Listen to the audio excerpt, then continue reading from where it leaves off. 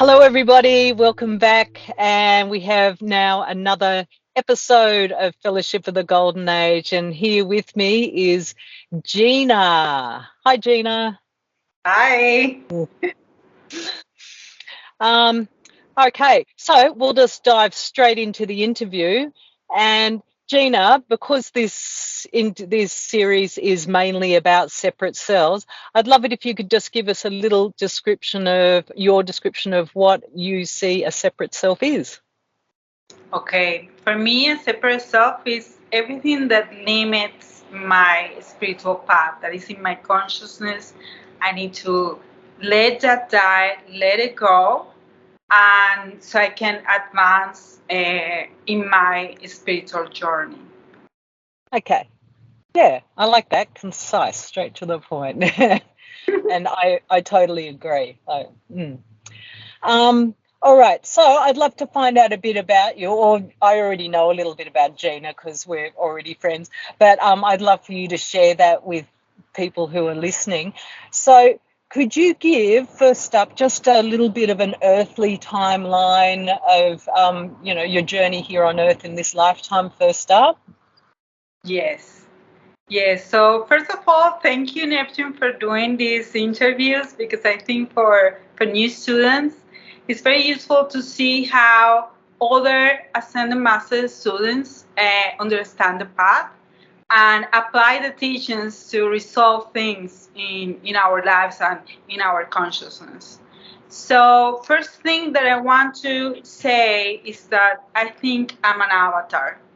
And I will give a concept about an avatar. An avatar is a being that came from another planet. It born here on Earth, but it came from lives in another planet to support the spiritual evolution on Earth. It is not part of the original inhabitants of Earth, and it came to support that spiritual journey of other inhabitants that originally born on here on Earth. So I think I'm an avatar, not because I remember lives on another planet or I don't even remember my past lives here on Earth. I I don't do meditation. I'm not vegan. I don't decree for hours and hours. I don't see auras. I don't have mystic experiences. I'm not the kind of like the normal spiritual student, and I think people can relate to me, like other people that don't fit in this standard can relate to me in that way, and that's why I wanted to mention it. But I think I'm an avatar because I very focus on my spiritual journey. I don't feel a big attachment to Earth and to the people living here. But I really feel that I want to make a contribution to the people living here. So that's why I think I'm an avatar. And after telling you this, I think I want to jump right on telling the people my main separate selves before my timeline on Earth. Okay, go for it. Go for it. So my main separate self or conglomerate selves, because it can be like many different selves that make one big separate self. I think my main one is the inferiority separate self, and is the worthy separate self, the lesser that I feel less, the incapable self. And I think I acquired that in one of my first embodiments, one of my first lives here on Earth.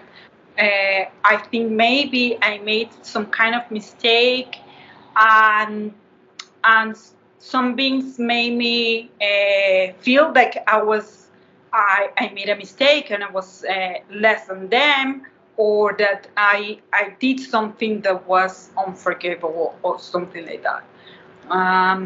So that's the main one. And then I created two other separate selves or conglomerates of selves. One is that I need protection from the outer world. Mm-hmm. The second one is that I need to fit in worldly standards. But that one has a twin pair. There is the rebellious one. I rebel against standards too. But my path took me to, and you will see that I will mention how I needed to find that middle way between not fitting in these standards, but not resisting them either. Like I need to accept them and do things in my own unique way, the way that resonates more with me. In that way, I'm gradually making more connection with my true self. So needing less protection from the outer world, from needing fewer things from the outer world that will protect me. I'm making more connection with my inner being, and in that way, I'm connecting more with my intrinsic worthiness. So, telling people my main separate selves, now I can give you my timeline. So I'm 42 years old. I grew up in a loving family, Catholic, conservative, high medium class in Colombia. My childhood and my teen years were happy. I have a very good childhood.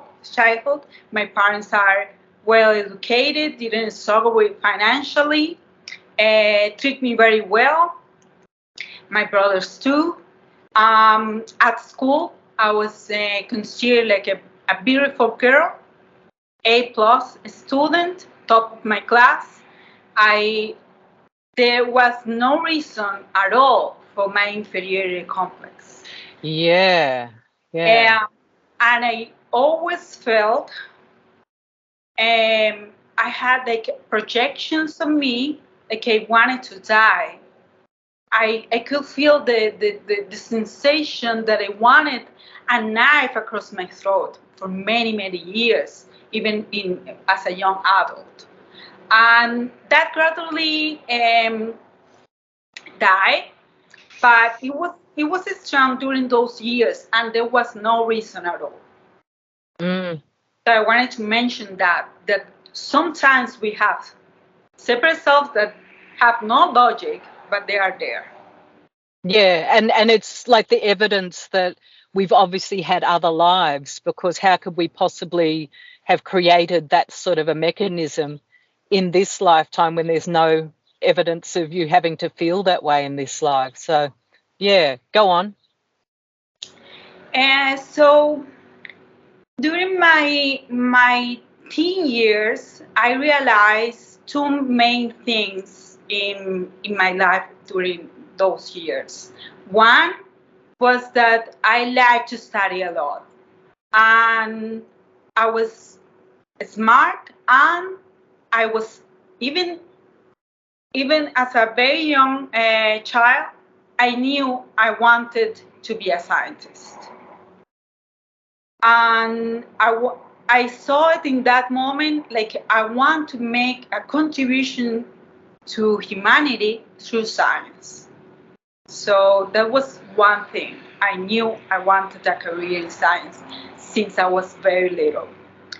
And two, another thing that has an impact on me was that in that time, in my teen years, since I was 12 years old, around 12 years old, I liked to kiss boys around.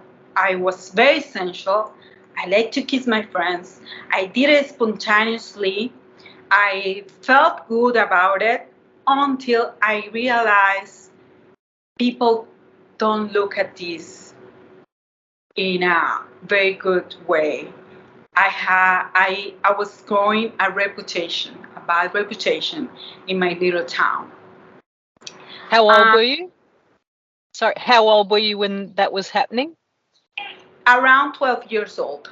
Okay, yep. Yes. I then started feeling I needed to fit a standard. So when I was around 16 years old, I, I said, enough. I want a steady boyfriend. And I had a boyfriend for 4 years, and but I didn't like him at all. I didn't like to kiss him, and I only did it to fit that standard, and it was also my inferiority separate self that made me think I couldn't get something that better resonates with me, a partner that better resonates with me. Mm. I I stayed in that relationship for very, very long. And after that relationship, I started another relationship with the man I would call it married to. Uh, I got married when I was 24 years old. I had my daughter when I was 25. I see two reasons for getting married at that time. One was because I wanted to fit the standard. Yep. For my mom was very important, and she put these ideas from a very young age in my mind that sleeping with someone before marriage was wrong because they were very Catholic, they were very conservative. So she was very, um, she remind me of that all my teen years. And so, so I wanted, in that time that I got married, like a few months before, like 6 months before, I was living with my boyfriend, but he was in another country, so I was lying to my mother that I was living with friends. And I felt bad about lying, so I decided I'm gonna get married. That's the solution. The solution. Yeah. Yeah. And so I didn't get married because I was very, very in love, but because I wanted to fit in that standard uh, that my mom was my mom's standard. And it was more or less a good marriage. And we were married for 12 years. We got divorced about 5 years ago. Um, but I want to tell more about my years when I was married. So I did a career in science during those years too, and that career took me to live in other places. I lived in the United States for many years. Um, when when I was in the beginning, when I was living abroad, I decided I'm gonna tell my mom I'm not Catholic. That was a big thing for me. Mm. Mm. I, I told her I'm not Catholic. She didn't like it, but I stand on my feet. I'm not.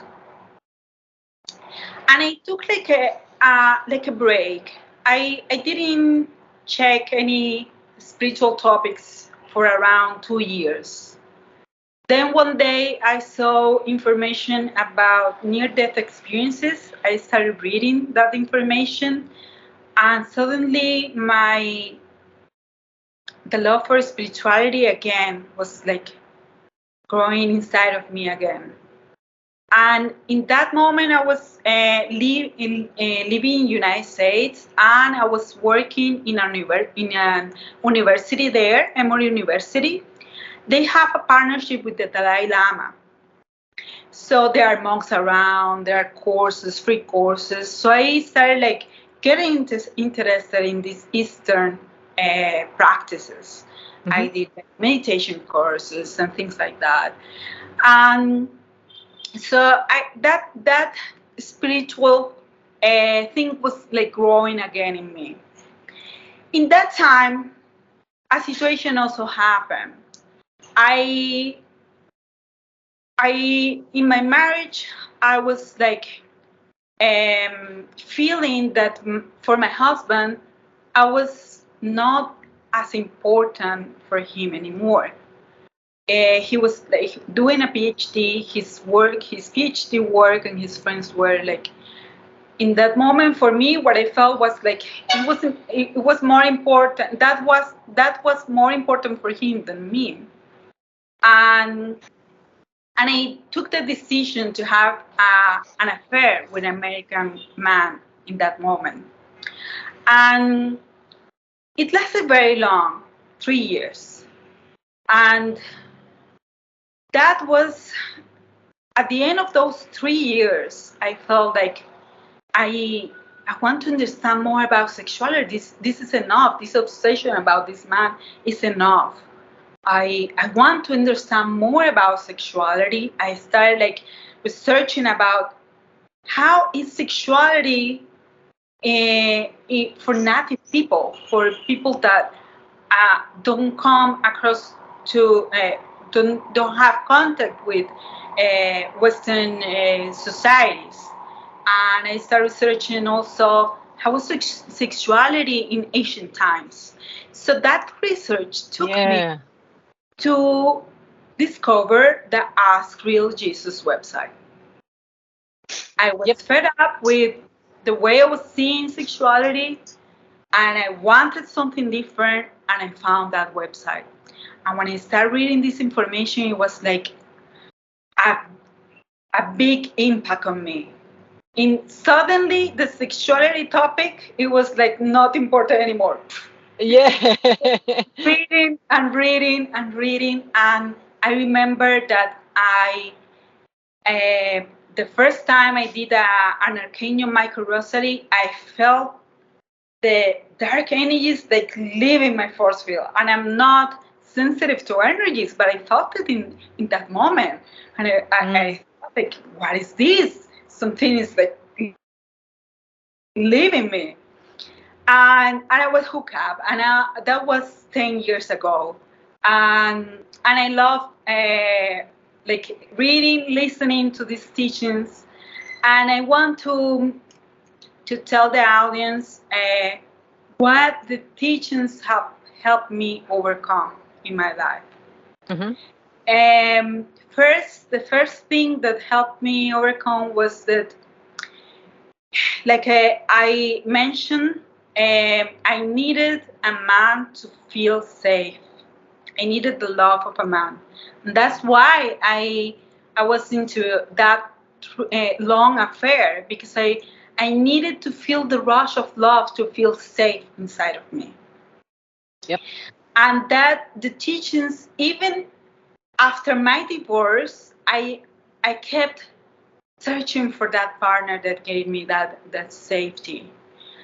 And it was years, and I already had the teachings, and I knew it was limiting, that my view was limiting, but I also knew I need to experience this from the inside. And I kept going one partner after the other one, until I reached a state in which I saw that I just felt like I don't need a partner to feel safe. I'm already feeling safe inside of me with the joy, the joy that brings me the connection with my inner self. But I needed to have like many partners until I reached that point. Yeah, so rather than looking like you're always looking outside for that sense of love and the flow of love, and then you discovered it's already within. Finally. And I have a relationship right now, but I want to describe the kind of relationship, because I feel it's a little bit, I came back a little bit to that 12-year-old being, a little bit, but much more mature. And that relationship that I have right now, we are in an exclusive relationship, monogamous. We don't live together. We don't want to live together. We see each other regularly. We enjoy our sexuality as much as we want. we both want, and we don't. We like that we don't put that this has to be forever label, and we feel like it's more free for us. Like we care for each other. Also, we are sweet with each other, but we don't. Or for my side, I don't feel that deep love, human love, like. So I'm out of that ideal relationship that we have to be so in love. No, I care for this person. I give the care that the person needs, but it's not is a love that is not attached, like very, very attached. So we are free of that. And I'm happy with this kind of relationship for now in my present moment. This is what I need. And I needed to accept that I wanted that kind of relationship that doesn't fit in the ideal standard. That's one of the things that I needed to accept, that I don't fit in the ideal relationships as standard. So that's one thing that I overcame in my spiritual path. Because we're given so many ideals of, what a relationship is, what romance is, what sexuality, the expression of sexuality is. And I think I read something yesterday where it said that the moment in a relationship where you become the lover and the loved, there's then a separation, because it's like it's a one-way experience where one person's loving the other, and but it's about being just the lover and the beloved, and then that flow can happen, the flow of love between the two people. Yeah, and so what I'm getting from you is this sense of, the fluidity of your life, and always following, like, what you're wanting to make sense of. Because I remember when I was about 12 too, and I remember like I remember going on a school camp, and there was a whole bunch of other girls around, and I loved them all. I loved all my friends, but I remember like jumping on all of them and kissing them, and I felt like I was got in a big trouble for it. And I just remember sort of not knowing, what's wrong with me. Like I just knew there was something wrong, but it also felt really natural to just kiss. That's what that makes sense. When I was 12 years old, it was natural. I was experiencing. But I like my current self even more because I'm experiencing, but much more mature. Like I now know the importance of caring for someone, caring for a relationship, protecting a relationship, but not attaching to the person and seeing the person as my safe cave from the outer world.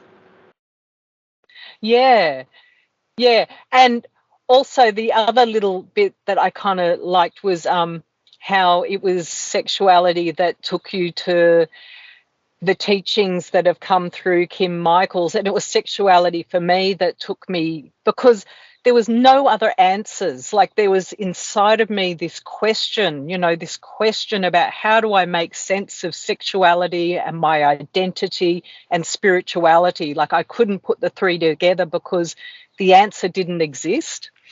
And good old Google, it took us there to the only place where the answer existed was through the masters, who quite openly talk about sexuality and give us such explanations that make a lot of sense. And so it sounds like now, you're living it, you're applying that, you're just giving yourself that freedom in sexuality at last. Yeah. And I'm just curious, like with living in Colombia and everything, like from the outside, like I see this perspective that sexuality is very important in Latino countries. Like, what's it like from your perspective? Does that exist there? Is there? Yes. So I grew up in a small town, and we have a saying here. Let's see if you understand the saying. Small town, big hell. Yeah. Gotcha. Yes, so people have double standards here. So they want to also experience sexuality, but they put down the ones that are expressing their sexuality. And that's why I got that bad reputation. I wasn't experiencing my sexuality in full in that moment in my teen years. um, I was experiencing my sensuality, not very much sex. I kiss around a lot, but sexual contact was I I didn't get all the way through, and that's why my mom, because my mom had all these ideas, like she was very inside my mind, and that's why I didn't experience that in that moment. Even after my divorce, she again started telling me all this, and I'm learning to live my sexuality the way I want. And we cannot leave Earth if we still have attachments to sexuality. So Yeah. I'm experiencing my sexuality to get enough of the experience that I want and then move on. Right now, I don't feel like it's as important as it was before. So I think I have made some progress. Okay. So yeah, you're at that point where, because I think with me, I experienced a lot, but then I just got to a point where I realized, okay, my cup's full. I felt like I don't really have to have any more to feel, I felt like my experience was done.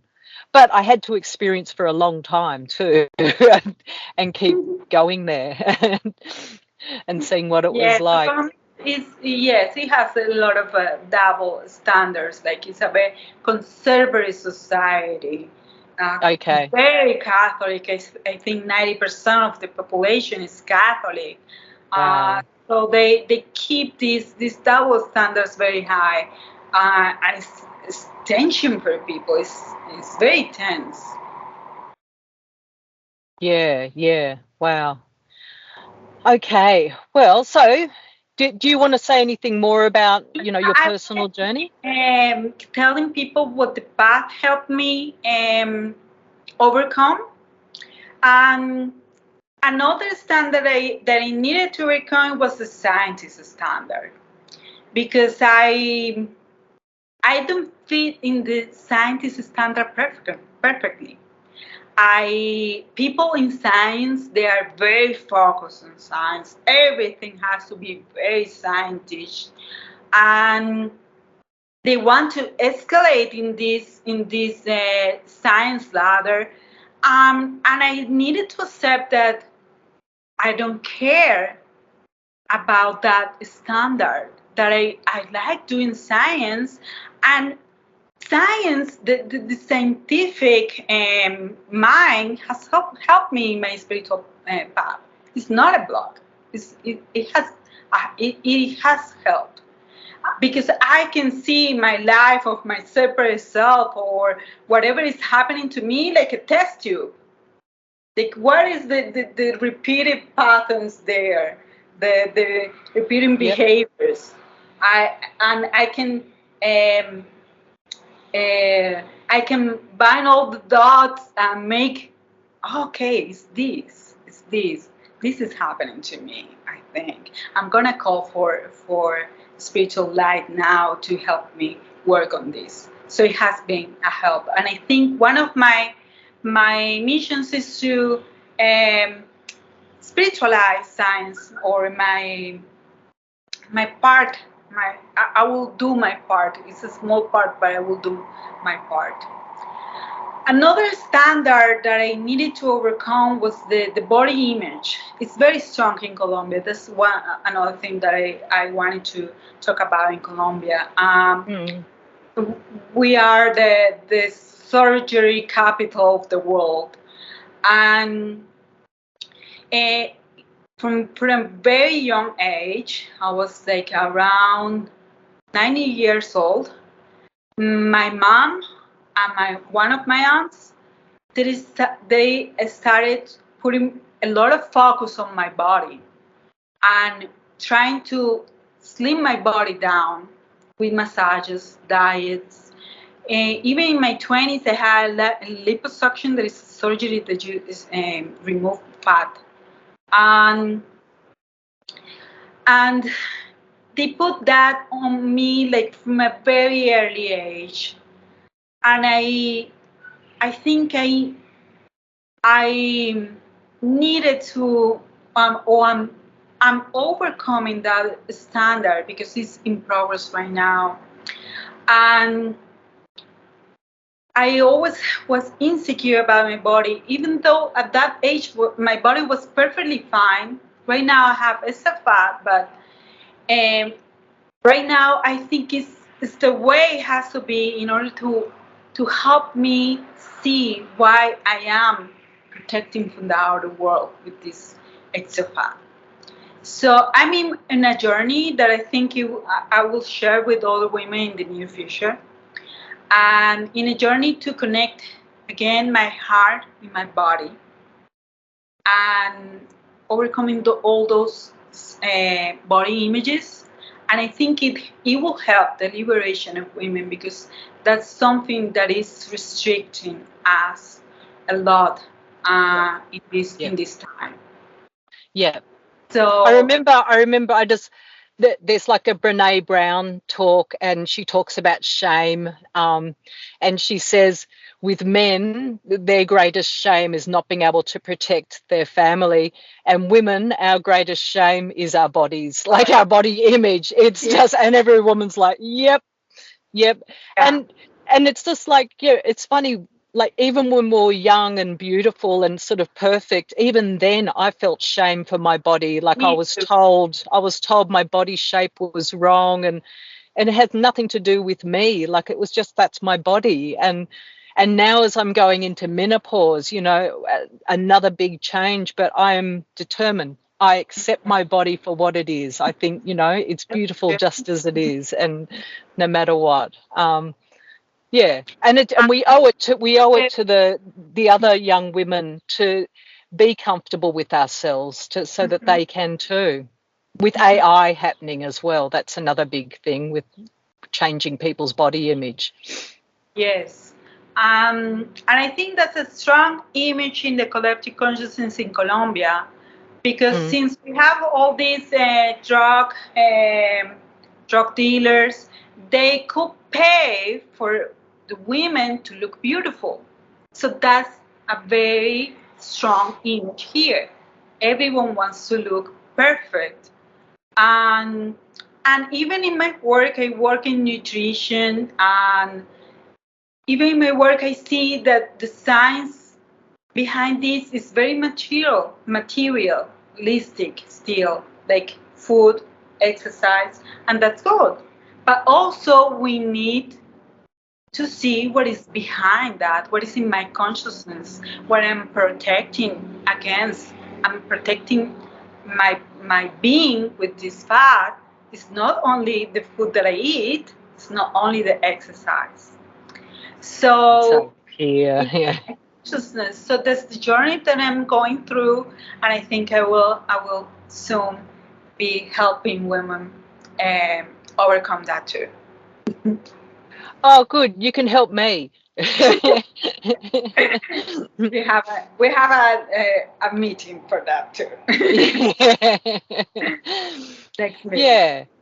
Yeah, yeah, because I can see that with my own body, that there's fat there, and I know it's a protection also. And also, yeah, we're both Cancerian, and that's a very, you know, we protect Mhm. ourselves with our emotional selves as well. Um, and that all comes from, I think it just comes from when before we were even here in this lifetime, like, you know, this sense that we have to be protected from. It's a very cruel world in many ways, isn't it? With this, you know, that our own parents could tell us our bodies aren't perfect. Yeah, and I think it's a Yeah. journey also also to detach from physical outcomes. It's not to lose weight. It's to Yeah. heal your consciousness. Heal your Yeah. consciousness first. Yeah. Yeah. And I'm sort of letting it be at that. Like, I'm not worrying about exactly what it is that happens with my body. It's about how I feel about my body. You know, I am this body. I am loving this body, no matter what stage it's at. It doesn't matter. That's not the important thing. And I'll just watch and see what happens with Yeah. my body. Yeah. So that's the journey I'm going through. Yeah. Oh, lovely. And that's sort of, and it all wraps in with, you know, your sexuality too, like body and sexuality, they flow together also. Yes. Yes. Yeah. This inferiority complex too, because we always are like feeling insecure, and the body is like another excuse to feel inferior. So that's another aspect of that. Yeah. And I remember once I went to, this is many years ago, and I remember going to a party, and there was a couple of women there who were very, very overweight, but they were dressed in like corsets, and they both had a really, really strong sexuality and magnetism about themselves. And I remember looking at them and thinking, they're not worried about their body. But they were really sexy women. And I just sort of thought, it's not about the body itself. It's about what you're feeling and thinking up here. That's the attraction. That's where the expression is. And yeah, it really changed my thinking. It changed my thinking. And I remember my body actually changed quite rapidly as I thought about that. I just discovered it's my mind. It's not Yeah. my body itself. Yeah, I have had those experiences too. Like, for example, I'm shopping all these loose blouses, and then I see someone that is a lot more overweight, like shopping for shirts, and I'm seeing this like, yes, girl, you are you're powerful. Yes, wear that. Yeah, I like that. Yeah, yeah. And if only we just got to do it for ourselves, like just the same thing, because we Hmm. admire it in others. So why not? Yes, yes, that's true. Yeah, Yeah. yeah. Magic. Okay, darling. Well, you know what? It's our time is pretty much come to an end now. It's time for us to wrap it up, and it feels like the right moment.